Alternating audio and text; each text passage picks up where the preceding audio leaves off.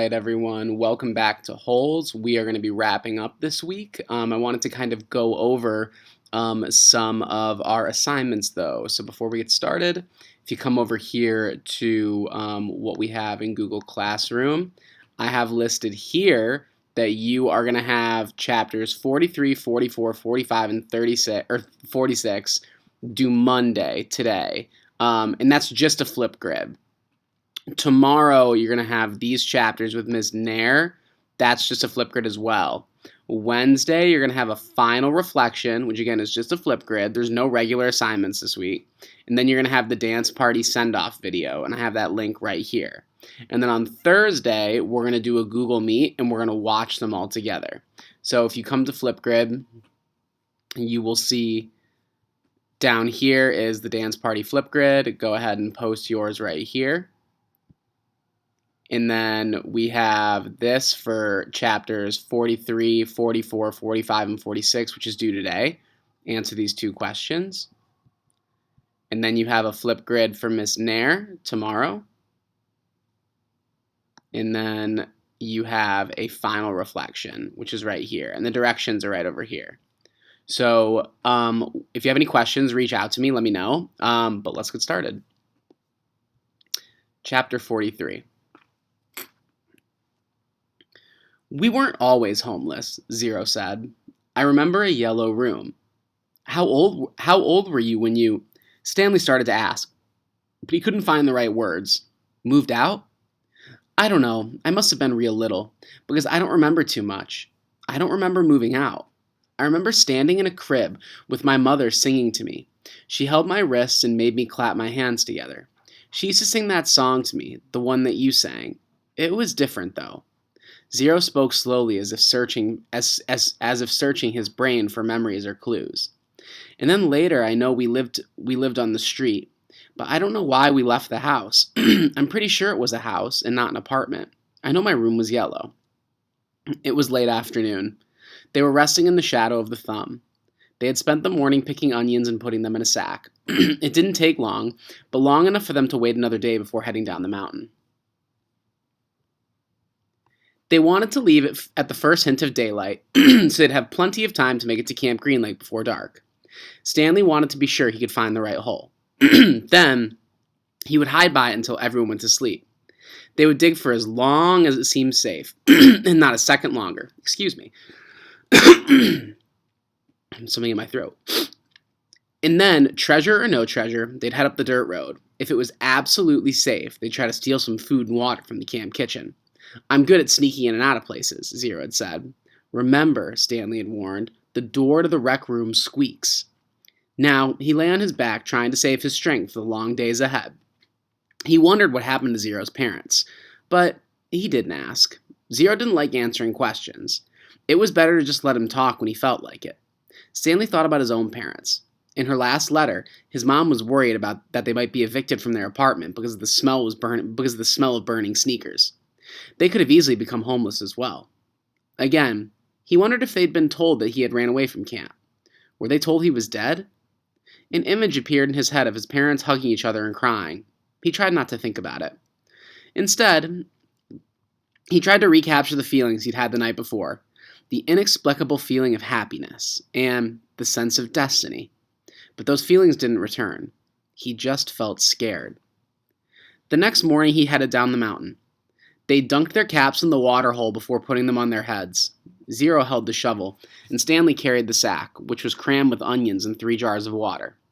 They left the pieces of the broken jar on the mountain. This is where I found the shovel, Stanley said, pointing to a patch of weeds. Zero turned and looked up toward the mountain. That's a long way.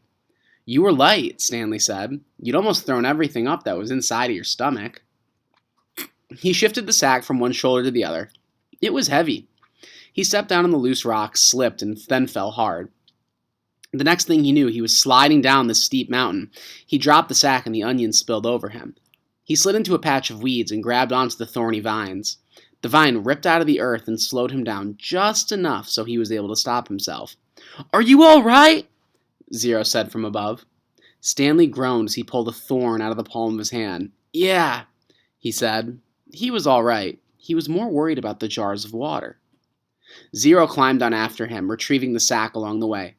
Stanley pulled some thorns out of his pant legs. The jars hadn't broken. The onions had protected him like styrofoam packing material. "I'm glad you didn't do that when you were carrying me," Zero said. They'd lost about a third of the onions, but recovered many when they had continued down the mountain. When they reached the bottom, the sun was just rising above the lake. They walked toward it. Soon they stood on the edge of the cliff, looking down at the dry lake bed. Stanley wasn't sure, but he thought he could see the remains of the Mary Lou off in the distance. "Hey, you thirsty?" Stanley asked. "No," said Zero. "How about you?" "No," Stanley lied. He didn't want to be the first one to take a drink. Although they didn't mention it, it had become kind of a challenge between him and Zero. They climbed down into the frying pan. It was a different spot where they had climbed up. They eased themselves down from one ledge to another and let themselves slide in other places, being especially careful with the sack. Stanley could no longer see the Mary Lou, but headed in what he thought was the right direction. As the sun rose, so did the familiar haze of the heat and dirt. "Thirsty?" Zero asked. "No," said Stanley. "Because you have 3 full jars of water," said Zero. "I thought maybe it was getting too heavy for you. If you drink some, it'll lighten your load." "I'm not thirsty," said Stanley. "But if you want a drink, I guess I'll give you some." "I'm not thirsty," said Zero, "but I'm just worried about you." Stanley smiled. "I'm a camel," he said. They walked for what seemed like a very long time, and still never came across the Mary Lou. Stanley was pretty sure they were heading in the right direction. He remembered that when they left the boat, they were headed down towards the setting sun. Now they were headed toward the rising sun. He knew that the sun didn't rise and set exactly in east and west, more southeast and southwest, but he wasn't sure how that made a difference. His throat felt like it was coated with sandpaper. "Are you sure you're not thirsty?" he asked. "Not me," said Zero. His voice was dry and raspy. When they finally take a drink, they agreed to do it at the same time. Stanley, who was now carrying the sack, set it down and took out 2 jars, giving one to Stanley. They decided to save the canteen for last, since it couldn't accidentally break.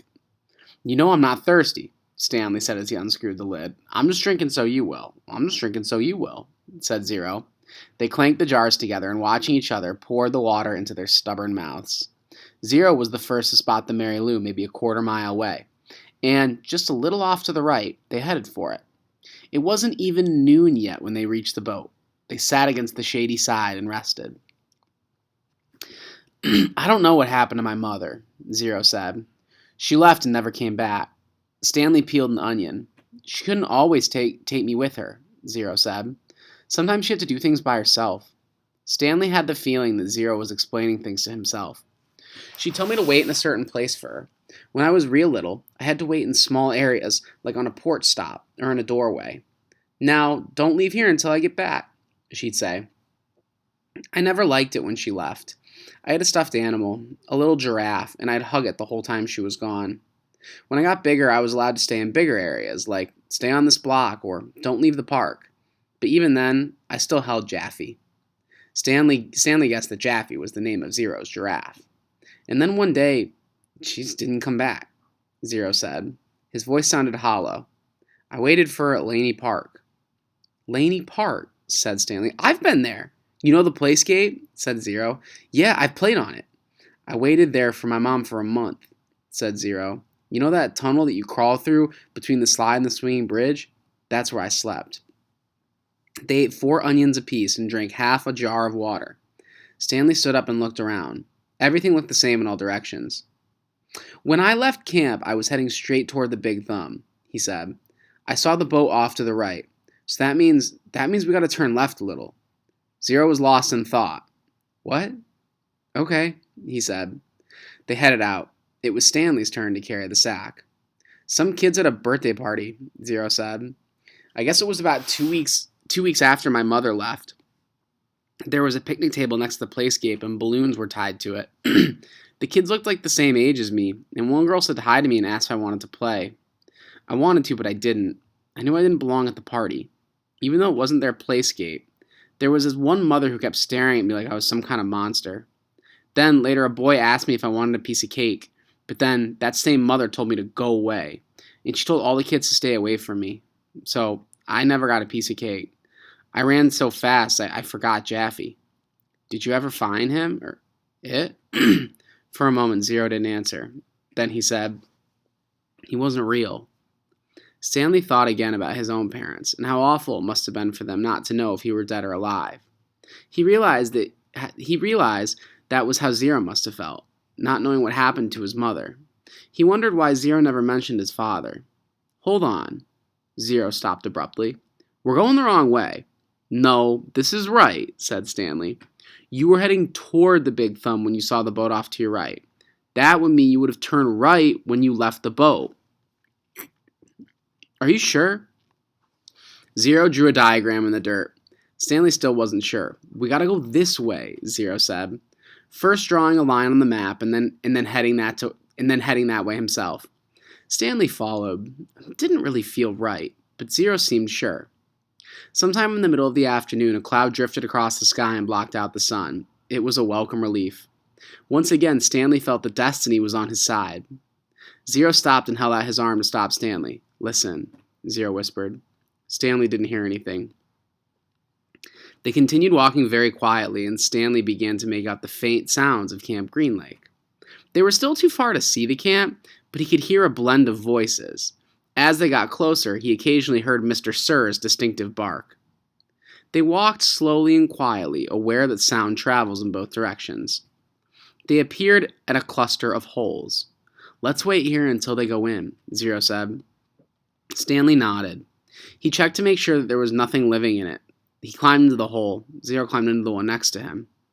Despite having gone the wrong way for a while, it didn't take them as nearly as long that Stanley had expected. Now, they just had to wait. The sun cut through the cloud, and Stanley felt the rays beating down on him. But soon more clouds filled the sky, shading Stanley in his hole. He waited until he was certain that the last of the campers had finished for the day. Then he waited a little longer, as quietly as possible. He and Zero climbed out of their holes and crept toward camp. Stanley held the sack in front of him, cradled in his arms, and instead of over his shoulder, he kept the jars from clanking against each other. A wave of terror rushed over him when he saw the compound, the tents, the rec room, the warden's cabin under 2 oak trees. The fear made him dizzy. He took a breath and summoned his courage and continued. That's the one, he whispered, pointing out the hole where he had found the gold tube. It was about 50 yards away, but Stanley wasn't sure if it was the right hole. There was no need to risk getting any closer. They climbed down into adjacent holes and waited for camp to fall asleep. Chapter 44. Stanley tried to sleep, not knowing when he'd get the chance again. He heard the showers and, later, the sounds of dinner. He heard the creaking of the rec room door. His fingers drummed against the side of the hole. He heard his own heartbeat. He took a drink from the canteen he had given Zero the water jars. They each had a good supply of onions. He wasn't sure how long he remained in the hole, maybe 5 hours. He was surprised when he heard Zero whispering for him to wake up. He didn't think he'd fallen asleep. If he had, he thought it must have been for like 5 minutes. Although when he opened his eyes, he was surprised at how dark it was. There was only one light on in the camp, in the office. The sky was cloudy, so there was very little starlight. Stanley could see a sliver of a moon, which appeared and disappeared among the clouds. He carefully led Zero to the hole, which was hard to find in the darkness. He stumbled over a pile of dirt. I think this is it. You think? Zero asked. It's it, said Stanley, sounding more certain than he really was. He climbed down, handing Stanley Zero handed him the shovel. Stanley stuck the shovel into the dirt at the bottom of the hole and stepped on the back of the blade. He felt it sink beneath his weight. He scooped out some dirt and tossed it aside. Then he brought the shovel back down. Zero watched for a while. I'm going to try to refill the water jars, he said. Stanley took a deep breath and exhaled. Be careful, he said, and then continued digging. It was so dark. He couldn't even see the end of his shovel. For all he knew, he could be digging up gold and diamonds instead of dirt. He brought each shovelful close to his face to see if anything was there before dumping it in the hole. As he made the hole deeper, it became harder to lift the dirt out. It was 5 feet when it started. He decided to use his efforts to make it wider instead. This made more sense, he told himself. If Kate Barlow had buried a treasure chest, she probably wouldn't have been able to dig much deeper. So why should he? Of course, Kate Barlow probably had a whole gang of thieves helping her. You want some breakfast? Stanley jumped at the sound of Zero's voice. He hadn't heard him approach. Zero handed down a box of cereal. Stanley carefully poured some cereal into his mouth. He didn't want to put his dirty hands in the box. He nearly gagged on the ultra-sweet taste. They were sugar-frosted flakes, and after eating nothing but onions for more than a week, he had trouble adjusting to the flavor. He washed it down with a swig of water. Zero took over on the digging. Stanley sifted his fingers through the fresh dirt piles, in case he had missed something. He wished he had a flashlight. A diamond no bigger than a pebble would be worth $1,000, yet there was no way that he'd see it. They finished the water that Zero had gotten from the spigot by the showers. Stanley said he'd go fill the jars again, but Zero insisted that he do it instead. No offense, but you make too much noise when you walk. You're too big. Stanley returned to the hole as the hole grew wider. Parts of the surface kept caving in. They were running out of room. To make it much wider, they would first have to move some of the surrounding dirt piles away. He wondered how much time they had before camp woke up. "How's it going?" Zero asked when he returned with the water. Stanley shrugged one shoulder. He brought the shovel down the side of the hole, shaving off a slice of the dirt wall. As he did so, he felt the shovel bounce off something hard. "What was that?" Zero asked. Stanley didn't know. He moved the shovel up and down the side of the hole. As the dirt chipped away and flaked, the hard object became more pronounced.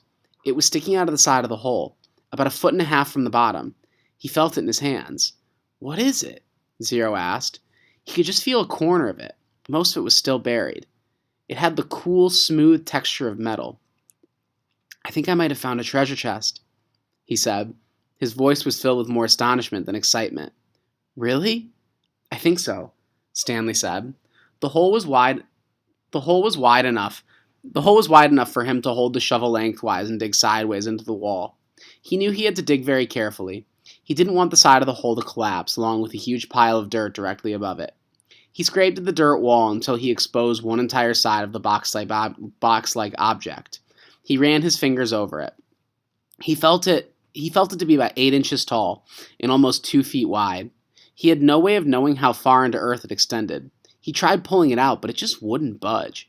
He was afraid that the only way to get this thing up was to start back out on the surface and dig down. They didn't really have time for that. "I'm going to try to dig underneath it," he said. Maybe I can pull it out.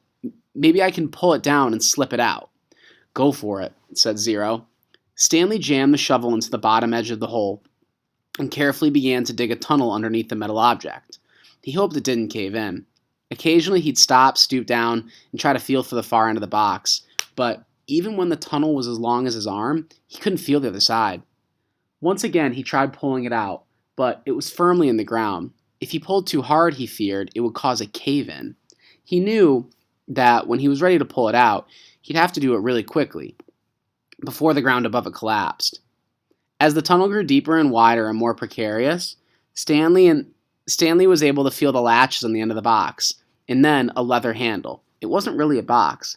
"I think it might be like a kind of metal suitcase," he told Zero. "Can you try to pry it loose with a shovel? I'm afraid the side of the hole will collapse." "You might as well give it a try," said Zero. Stanley took a sip of water. "Might as well," he said.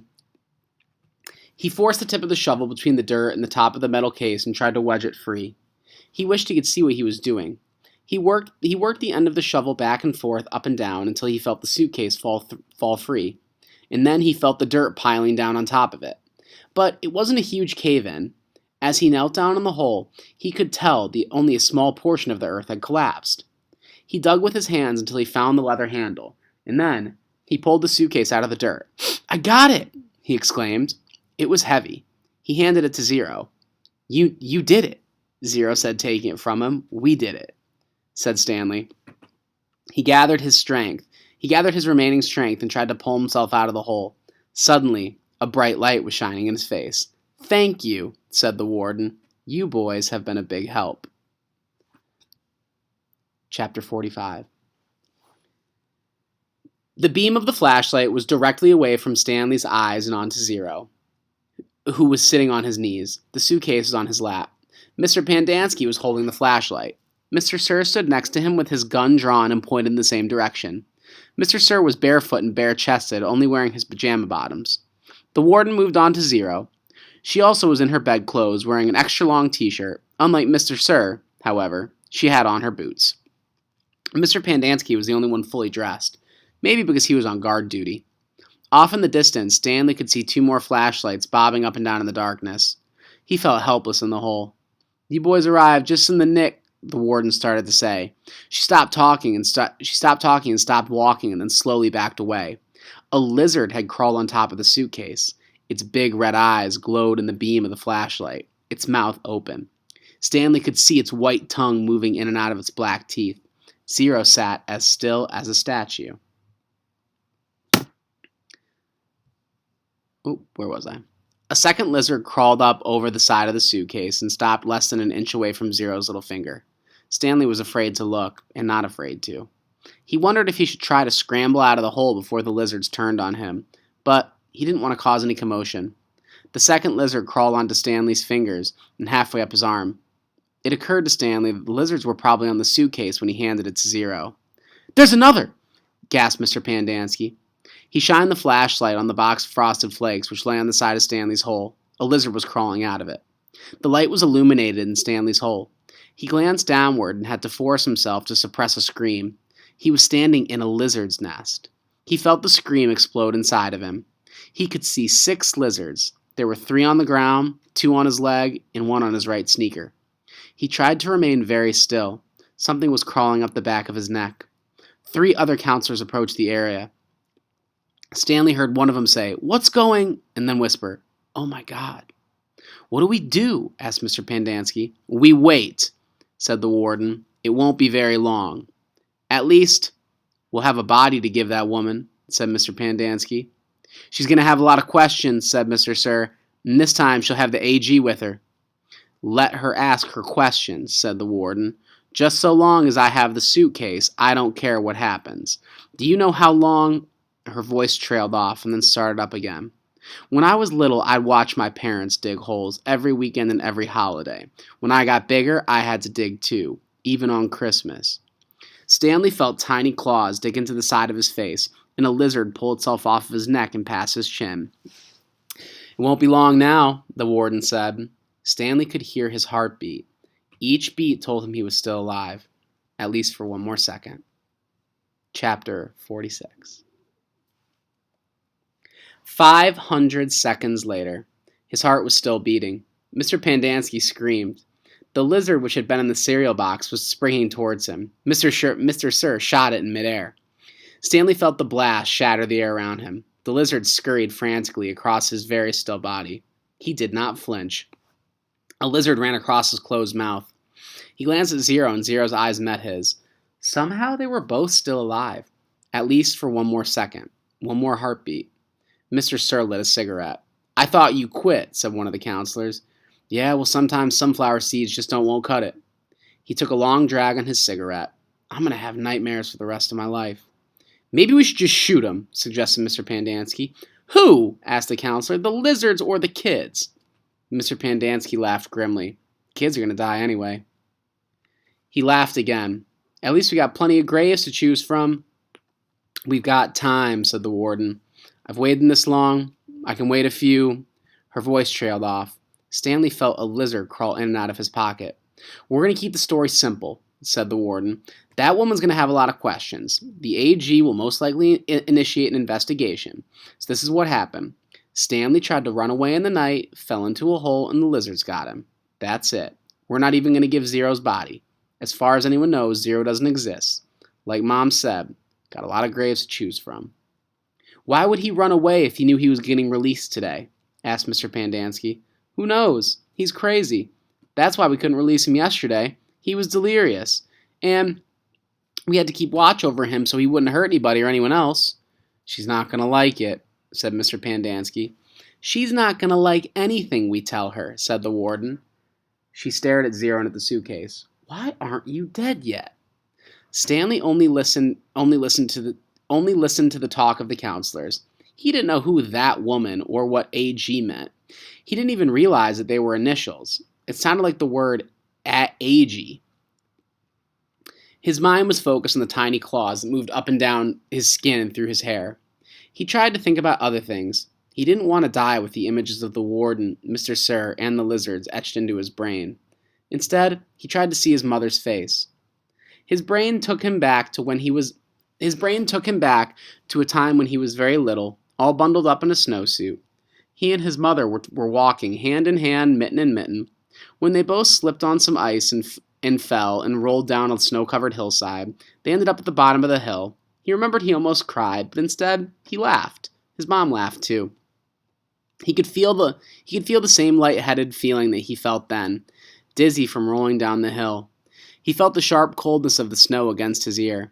He could see flecks of snow in his mother's bright, cheery face. This was where he wanted to be when he died. Hey, caveman, guess what? Said Mr. Sir. You're innocent, after all. I thought you'd like to know that. Your lawyer came by to get you yesterday. Too bad you weren't here. The words, they meant nothing to Stanley, who was still in the snow. He and his mother climbed back up the hill and rolled down again, this time on purpose. Later, they had hot chocolate with lots of melted marshmallows. It's getting close to 4:30, said Mr. Pandansky. They'll all be waking up. The warden told the counselors to return to their tents. She told them that she would give the campers breakfast. And make sure they didn't talk to anyone. As long as they were to do what they're told, they wouldn't have to dig any more holes. If they talked, they would be severely punished. How should we tell them they'll be punished? One of the counselors asked. Let them use their imaginations, said the warden. Stanley watched the counselors return to their tents, leaving only the warden and Mr. Sir behind. He knew the warden didn't care whether the campers dug any more holes or not. She'd found what she was looking for. She glanced at Zero. A lizard was perched on his shoulder. Zero remained perfectly still, except for his right hand, which slowly formed a fist, and then raised into a thumb, giving Stanley a thumbs-up sign. Stanley thought back to what Mr. Sir had said earlier, the bits of conversation he'd overheard. He tried to make sense out of it. Mr. Sir had said something about a lawyer, but Stanley knew his parents couldn't afford a lawyer. His legs were sore from remaining rigid for so long. Standing still was more strenuous than walking. He slowly allowed himself to lean in against the side of the hole. The lizards didn't seem to mind. All right, that is that. We have 4 more chapters with Miss Nair is going to be reading tomorrow. So do this Flipgrid today, Monday, and then do the assignment for Miss Nair tomorrow. And I look forward to seeing your reflections. Good job, everyone.